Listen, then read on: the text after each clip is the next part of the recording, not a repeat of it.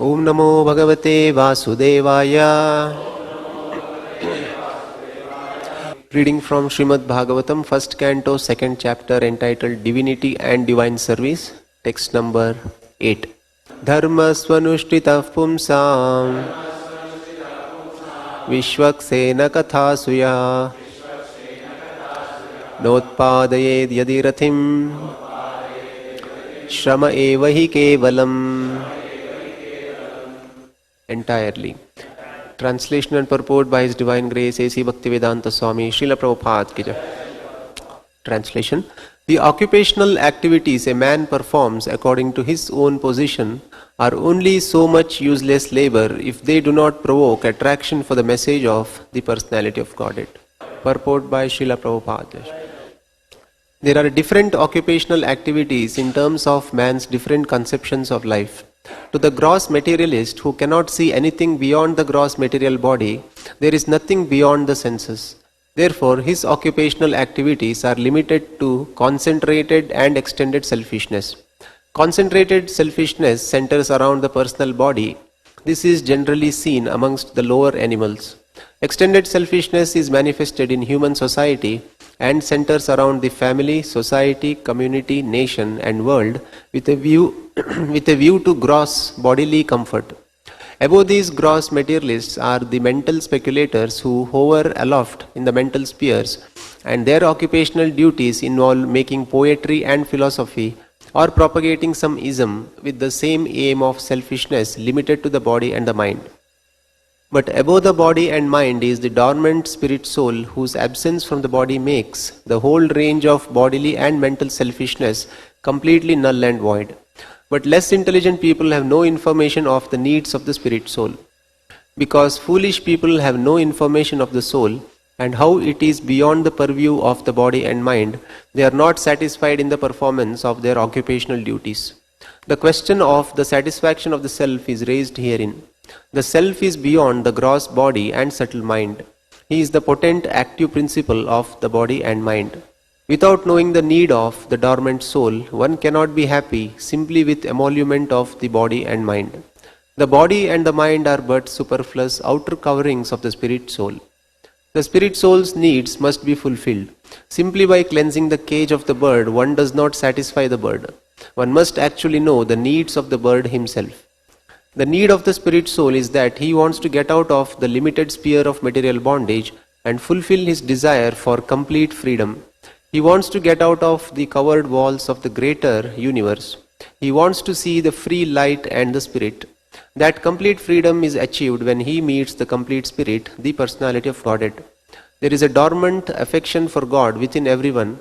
Spiritual existence is manifested through the gross body and mind in the form of perfected affection for gross and subtle matter. Therefore, we have to engage ourselves in occupational engagements that will evoke our divine consciousness. This is possible only by hearing and chanting the divine activities of the Supreme Lord, and any occupational activity which does not help one to achieve attachment for hearing and chanting the transcendental message of Godhead is said herein to be simply a waste of time. This is because other occupational duties, whatever ism they may belong to, cannot give liberation to the soul.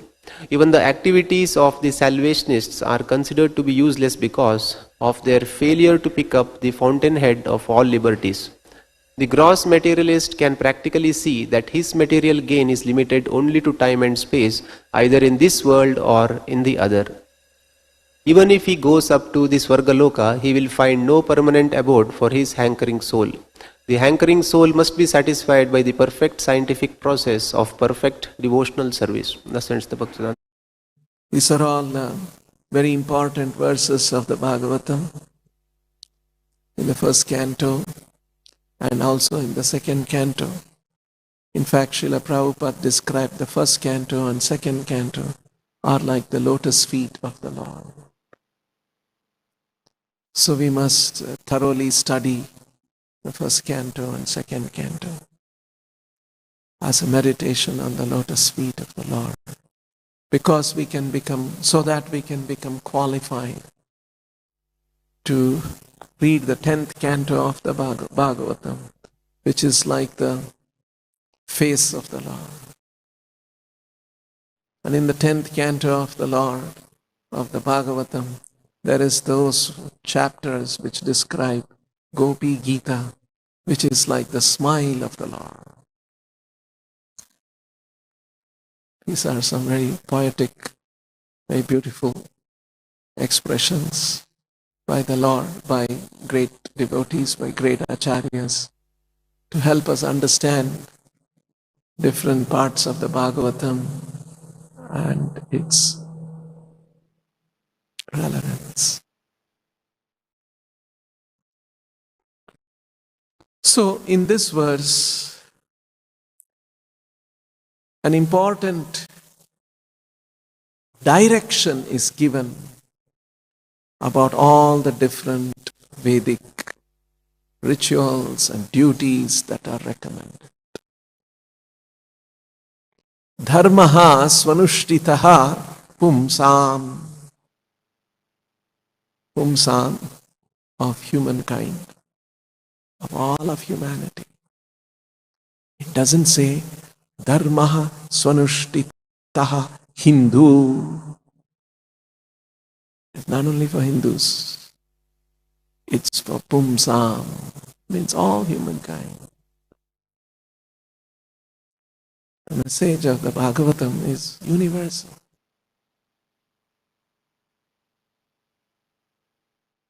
Dharmasvanushtitaha pumsam vishvaksena kathasu yaha. Vishvaksena katha. Vishvaksena is another name of the Lord, Vishnu's name. That's why Prabhupada has put within brackets plenary portion. Plenary portion means the Lord, and the Lord has an expansion or a portion which has the same full potencies of the Lord, is called plenary. Suppose there is a 20-member body. Like say for instance, our cabinet in our country. Union, central government cabinet, or the state government cabinet. The cabinet may have about 20 ministers. The cabinet can set up a 5-member committee. Out of the cabinet, 20 people, only 5 of them are picked up. And may say, this is a plenary committee. What they decide is as good as the cabinet deciding. It's not the full 20-member. It has come out of the 20-member committee. It's a smaller group, only 5 people. But sometimes the issues are very complex, 20 people voicing this, that. They have confidence. They say, okay, you 5 people, you take a decision. It's as good as the whole 20 people cabinet taking the decision. So that's called a plenary committee. It has the same powers as the original big committee of cabinet. See? So that's the use of the word plenary. And so Prabhupada uses those kind of very modern terminology to express some of the philosophical concepts. So there are Lord, and the Lord has his expansions, and some of these expansions are having the same potency as the Lord himself. So Vishvaksena, one of the expansions of the Lord, and he has the same potencies, is the Lord, not different from the Lord. Vishvaksena Katha, narrations about him. Vishvaksena Katha, similar to Krishna Katha, Prabhupada explains. Krishna Katha has 2 meanings. Krishnasya Katha, Krishna Vishaya Katha. This is how it is analyzed. So, that instruction spoken by Krishna is Krishna Katha. like the Gita. Krishna Vishaya Katha. About Krishna something is spoken. That's also Krishna Katha. So, Krishna Katha, Vishwaksena Katha, Suyaha, Na Utpadayet Yadiratim. Vishwaksena Katharatim, Na Utpadayet. If it does not utpadayet, to produce, to provoke, it's a nice word Prabhupada has used in English. To provoke, it should provoke attraction to the Lord, to the message of the Lord. What should provoke attraction to the message of the Lord? Dharmaha svanushtitaha. Svanushtitaha dharmaha. One's own occupational duties, one's own swa. So it's coming from the word swadharmaha, swa anushtitaha, of dharmaha, of occupational duties. If one's occupational duties does not na utpadayet, if it does not provoke attraction, Vishwaksena Katha, Katha Ratim na utpadayet, attraction to the message of the Lord, na utpadayet, shramayeva hi kevalam. It was simply a useless waste of time, waste of endeavor. I'll give an example to help us understand and why this is such an important verse. I'm a very law-abiding citizen. I'm a very rule-conscious citizen. I'm a very rule-sensitive citizen. And I start driving my car. And very careful, I stay to the left of the road. I'm not a rash driver. And it says speed limit 40 kilometers. I'll ensure. And if it says no entry, sometimes we all do, no entry, we look around. Okay, let me quickly make it. And to our bad luck, at the other end of the road, there's a policeman standing. Right? No, I'm not that kind of a person. I'm a very law-abiding, rule-abiding, rule-respecting driver. And now I want to go to, let's say from Noida, I want to go to, let's say Kurukshetra. Jai Shri Nitai Gauranga. I want to head north and then get beyond Delhi and go to Kurukshetra. That's where I'm heading. And I've been very carefully driving my car, following all the rules, no left turn, no right turn, one way, two way, speed limit, red light, everything I'm carefully. But after driving for about 2 hours, I realized that I've landed in Agra. All my effort was Shrama eva hi kevalam. Even though, how can you say that I'm perfectly following all the traffic laws? Even though I have followed the traffic rules correctly, but my original goal was to go to Kurukshetra, but I landed somewhere else. So I have blundered. All my effort were useless. That is the meaning of this verse.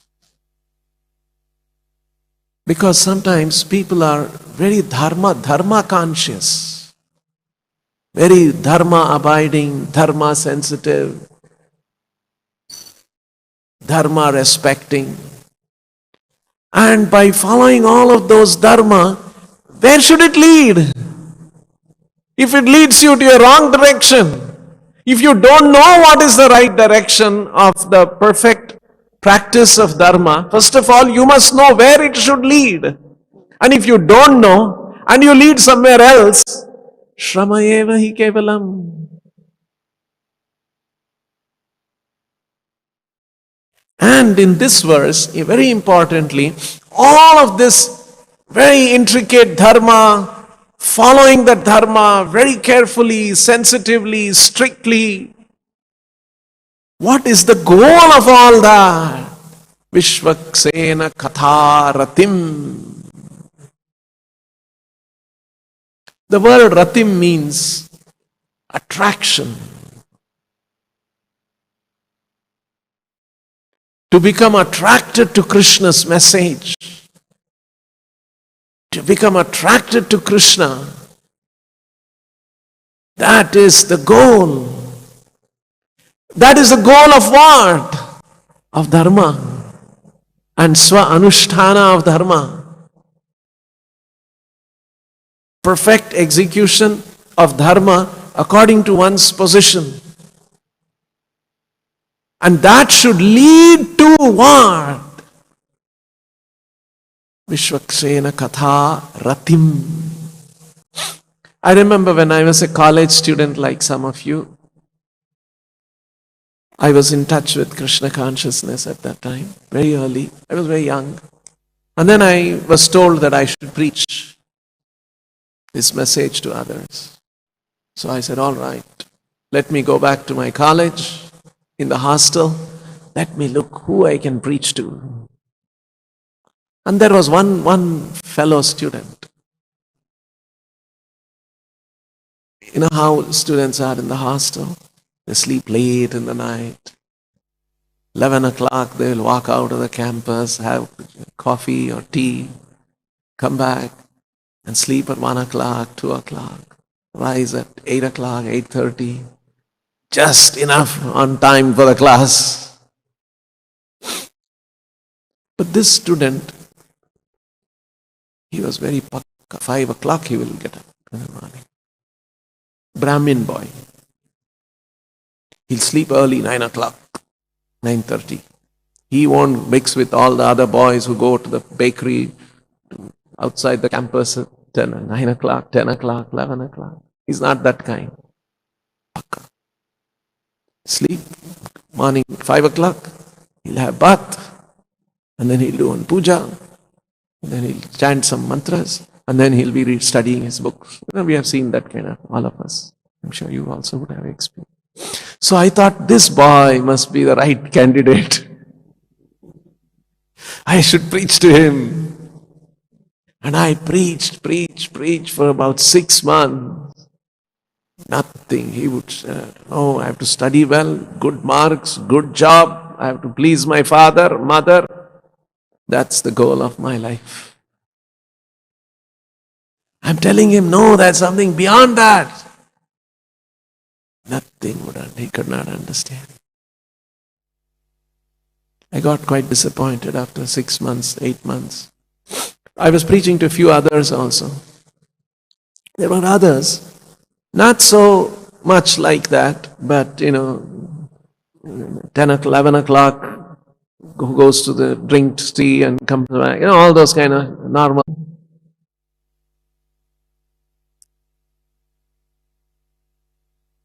So, sometimes people follow Dharma, but they don't know what is the goal of Dharma. Sometimes people are not following Dharma, they are just acting. But if by some mercy of a pure devotee, mercy of the Lord, if even the information from the Shastra is given to them, suddenly something clicks and they say, no, I will take this seriously. And somebody can take to Krishna consciousness very seriously. So, there are many examples of this kind, where people follow Dharma perfectly, but are not attracted to Krishna and Krishna's message. Bhagavatam itself gives an example. Krishna gives an example. There are many examples. One example. In Vrindavan, when Krishna and Balaram, they were performing their pastimes. When they went to the forest, they felt very hungry. Usually their mothers would pack a lot of things to eat. when they go for when they go for herding the cows. So one day they had finished everything and they were still hungry. Like it happens sometimes, children. And so Krishna and Balaram were children and they were playing around. They had finished eating and there nothing left, no food left, and they are feeling hungry. So what to do? So Krishna tells, there are his boy, his other cowherd friends. There's a nearby village. And there are very qualified brahmanas. They're very exalted brahmanas, very well learned in the Shastra. And they're all preparing themselves for performing a yajna. And their wives are also very, very duty conscious, very good wives. And they have prepared all kinds of preparations for the yajna.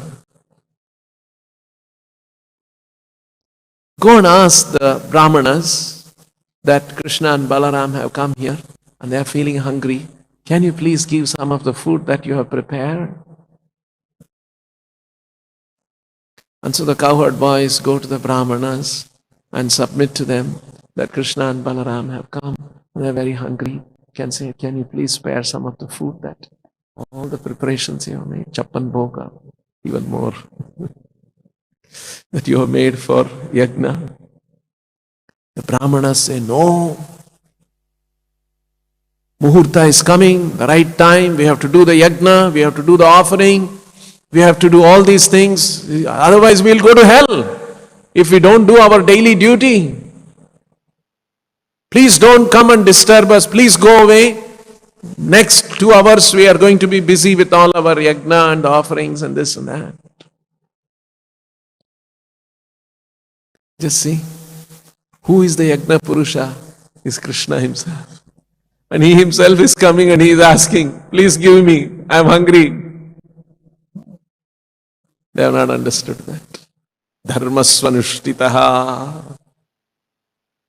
I have to do my dharma, brahmana dharma.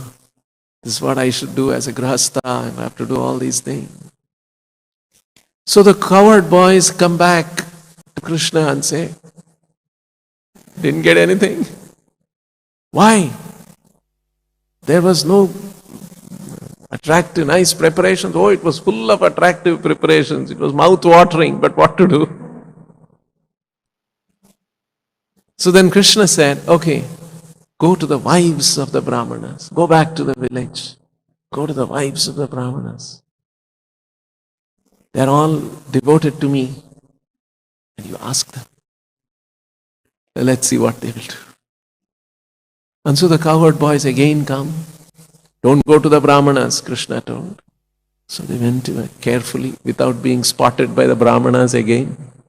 And they went to the wives and asked the wives, Krishna and Balaram have come, they are hungry. Can you please give some of the food you have prepared? They said, yes. Krishna is come. Krishna is hungry. Please come, take. I will give you.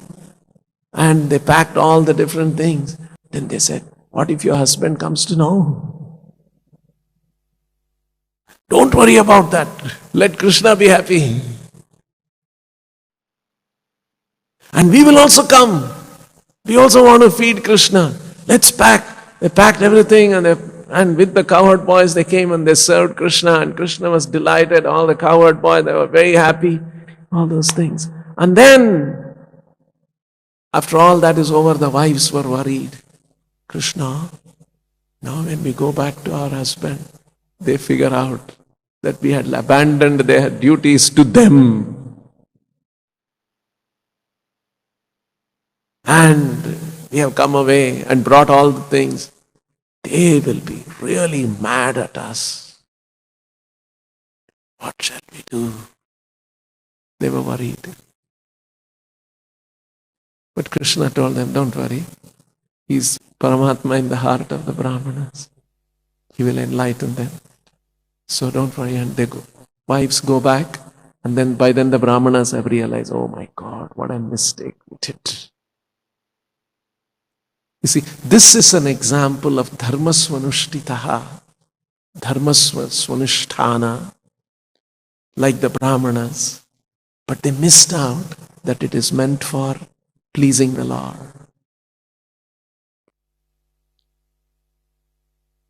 So it can happen. Sometimes in people's lives, they don't know what is the direction, what is that, where is this, all this following of all the dharma strictly, where should it lead to? It should lead to the Lord, to pleasing the Lord, to please the Lord, to hear about the Lord, to chant about the Lord, and to be attracted to that. Vedaischa sarvair ahameva vedyaha. From all the Vedas, Krishna has to be known. You see, that's an important statement. What is the goal of all the Vedas? Somebody is studying Veda, learning all those things, but don't know that they have to surrender to Krishna. They have missed out. Hence, this direction is important. You follow the rules of traffic correctly, but please go towards Kurukshetra. Don't go to Kanpur, don't go to Agra, don't go somewhere else.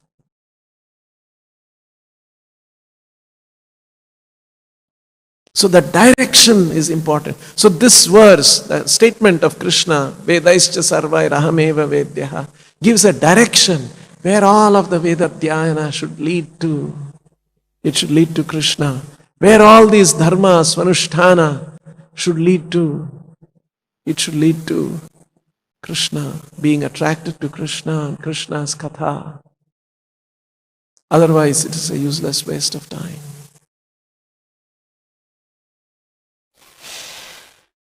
So, very nicely, Prabhupada begins the purport by saying there are different occupational activities in terms of man's different conceptions of life. You see, we all have a certain conception of life, which is a result of our upbringing, what our parents told us, what our friends told us, what we read in the newspapers, what the public leaders are telling. All that shapes our thinking and our conception of life, what I should do. Like there are some people who are, I know a person, very strongly he feels, very strongly he talks about tigers in India. How the tiger population is going down, how we are not concerned about it, we should do something about it. And he feels very strongly about tiger. Then I know another person who feels very strongly about tanks and water bodies, and all that's depleting, water is going down, urbanization is happening, environmental issues like that, right? Someone else worried about plastic, someone else worried about human population, someone else worried with something or the other they'll find pick up in their lives and they will feel emotionally, intellectually very connected with that issue and really spend a lot of time. And some people don't bother about all those. I should make money, nice money. I should become a rich man. Plastic, sharks, tiger, who cares? Population. I must make money. You see, this is another. So varieties of conceptions of life exist. And the Shastras and the Lord and Veda Vyasa, his thinking is how to make them all understand. None of those things are important. Krishna is important.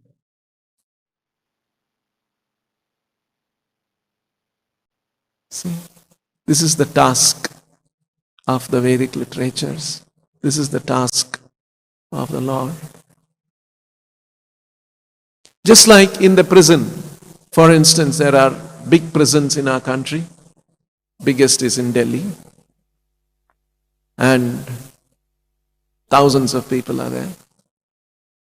And all kinds of, there are some people are digging, breaking stone, all kinds of things, different kinds of work they are doing. And sometimes, and among them, they are there for 15 years, 20 years, maybe some of them, lifetime, some of them, whole life I have to be here only. And so they have picked up, always there is water leaking here, what's this? He's worried about, and he's trying to fix that water, and the superintendent is not listening to him. So he wants to gather more prisoners, let's go on, do some, strike that water, it's not getting out. All these kind of things. Or maybe mosquitoes are bothering them, water is not there. Okay. And they're making different movements within the prison. Water leak prevention movement. Right? Mosquito prevention movement. Excess roti movement. Somebody don't get enough roti, what's this? They don't give enough. I'm still hungry. They're saying no over roti. No, we must fight for enough rotis. So all kinds of movements are going on in the prison. But the most important thing for the prisoners is there a movement in the prison which is saying that how we can get freed from the prison and come out? Which is the most important movement for the people in the prison? Sometimes they get involved in all these things. So people have different kinds of conceptions of life, what is life is, what my life is, what I should do with my life, and they feel very convinced about it. How we can direct them all little by little towards Krishna within their conception of life, because you cannot suddenly shake them up. It will disturb them. They are not ready for that. If I go and tell the guy, about tiger, tigers are not important. What you are worried about tiger? If you think like that, next life you may become a tiger and add to the one population. These things don't strike them. They're not ready for all that. They're saying it's very good, what you're doing, you do your Dharma, you do your Krishna consciousness, all that. I'm going to work for tigers only. That's how some people are. You replace tiger with money, you will get lots and lots of examples. I will work for money. That's how the world is. But they don't know that all the money they earn, all the tigers they protect, all the, whatever they do, all those things become null and void when the soul leaves the body. That's what Prabhupada is saying. Some people work for the body, some people work for the mind, some people have developed some isms, gross, subtle, and all those kind of things they are busy involved in, but they don't realize that it is the soul is the important principle of life, and when the soul leaves the body, all their isms and all the activities that they were doing becomes just flat, nothing, no more has any value. So, in the Bhagavatam, in the Vedic literatures, we are trying to find out about that soul, and Prabhupada has mentioned in the purport here, a few verses before, Yayatma suprasidati, Atma suprasidati. We talked about it 2 verses before. Atma suprasidati. What is it that will completely satisfy the soul is being discussed. And if you want to think about the soul and what completely satisfies the soul, you must know the constitution of the soul. You must know what is the makeup of the soul. The constitution means how is it made, what it is constituted of. That's the meaning of constitution of the soul. What is it made of? If we understand the constitution of the soul, the Prabhupada uses the word constitution of the soul. The Sanskrit word is swarupa. What is the swarupa of the soul? In fact, the another meaning of the word, another word for constitutional position is swadharma of the soul. What is the position of the soul? What is the makeup of the soul? Just like the swadharma of sugar is to be sweet. Suppose you are in the kitchen and then you're looking for sugar and you find 2 bottles white. Both of them are having white powder. Hey, which one is sugar? Which one is salt?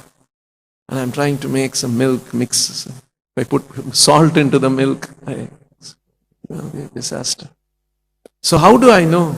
I just take a little pinch of it and put it in my tongue. I can make it. If it is sweet, it must be sugar. Because sweetness is the swadharma of sugar. Saltiness is the swadharma of salt. I can make out. And it's neither sweet nor salty. What it is, maybe it is chalk powder. Right? So you can, this is an inseparable quality of something, or the defining quality of something is called swadharma or swarupa. In the same way, if we are spirit soul, what is the swadharma or swarupa of soul? Such a profound question, you see. We don't ask this question. We are all busy with so many things in life. That's why the Shastras are organized in a way that gradually one can build up this understanding. And one more factor here we should appreciate.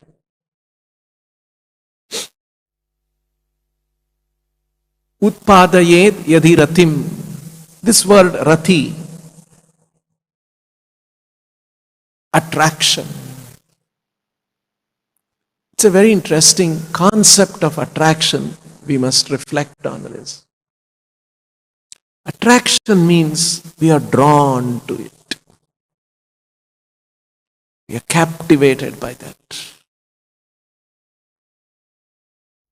We are energized by that. We are delighted by that.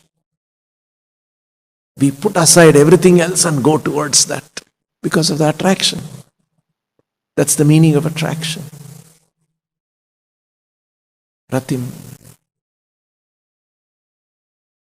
And it is the attraction which brings dynamism in life.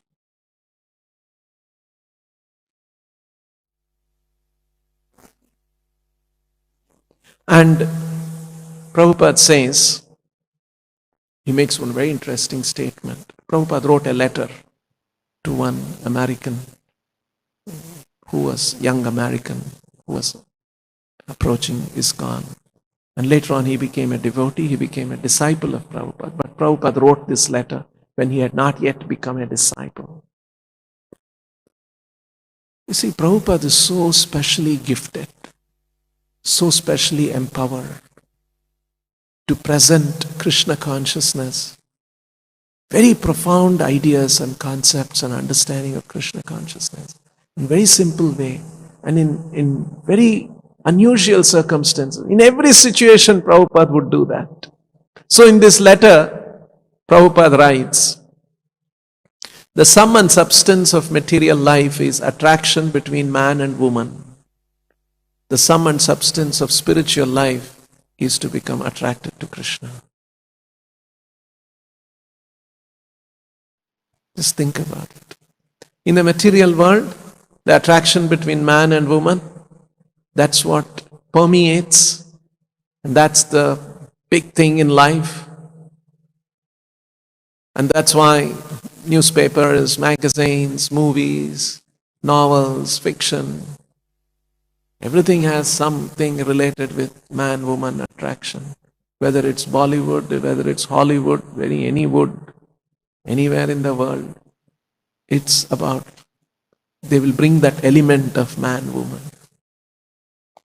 Just like, I have not seen the movie, but I have heard the Titanic, right, about the big ship, which was very big, and they decided they had made it so well that it was described as an unsinkable ship. It had so many special things that if one fails, another fails. Once another thing is there, another backup mechanism. This ship will never sink. And in its maiden journey, first journey, from some part of Europe to America or somewhere like that. In its maiden journey, it sank. Right? And that's the big story in the history. And they made a movie out of that. And in that movie, I'm told, I've not seen, maybe some of you have seen, there is a young man and a young girl and there is some affair going on. It's in film, it's called Story B.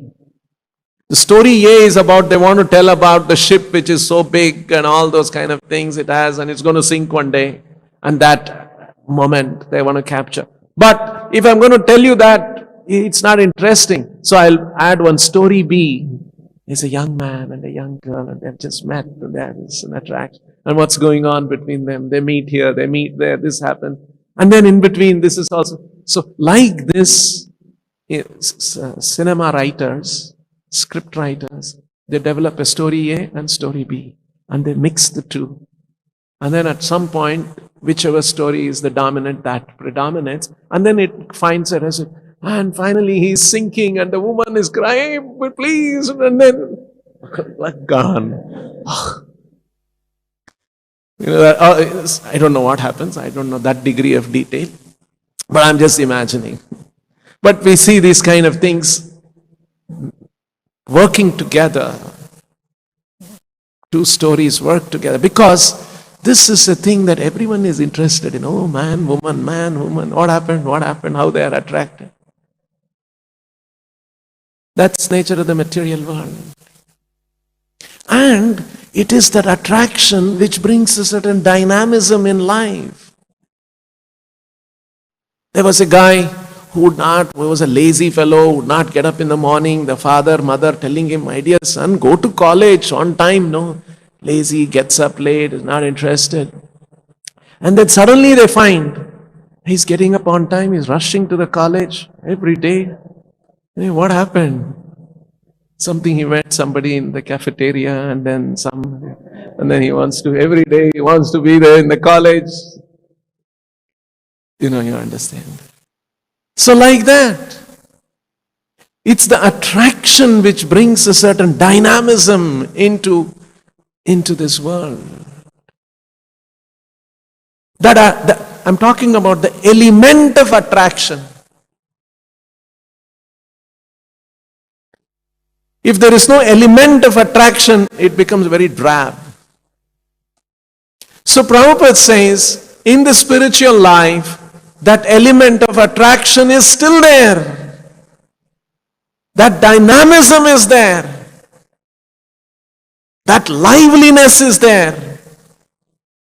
It's the attraction which brings certain freshness into life.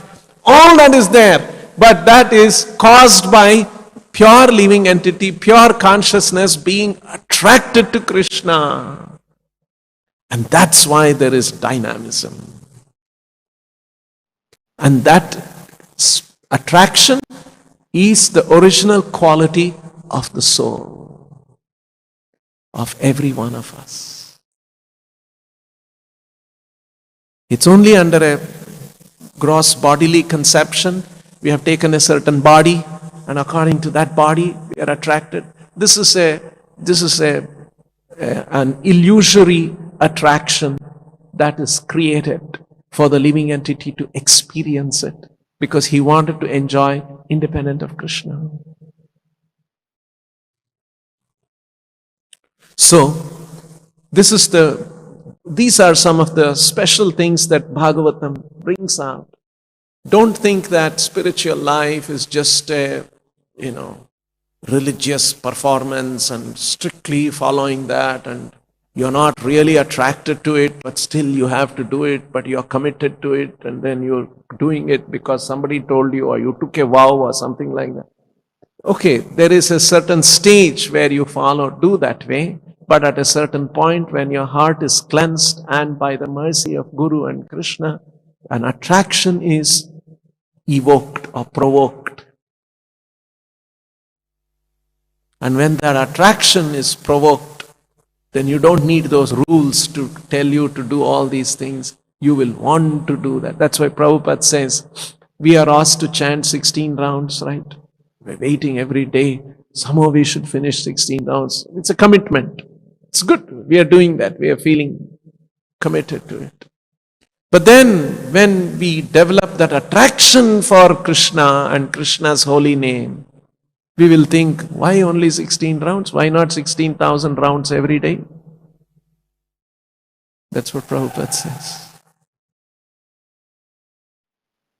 Because it becomes very relishable. You have developed Rati, Krishna Nama Rati, developed attraction for the holy name. So, this aspect exists in spiritual world. Not that it will only be on a basis of certain rules and regulations. We'll stop here. Grantharaj Srimad Bhagavatam ki, Shri Shri Radha Vrindavan Chandra ki, Shri Vrindavan Dham ki, Shri Nitai Gauranga ki, Srila Prabhupada ki, Nitai Go Pregan.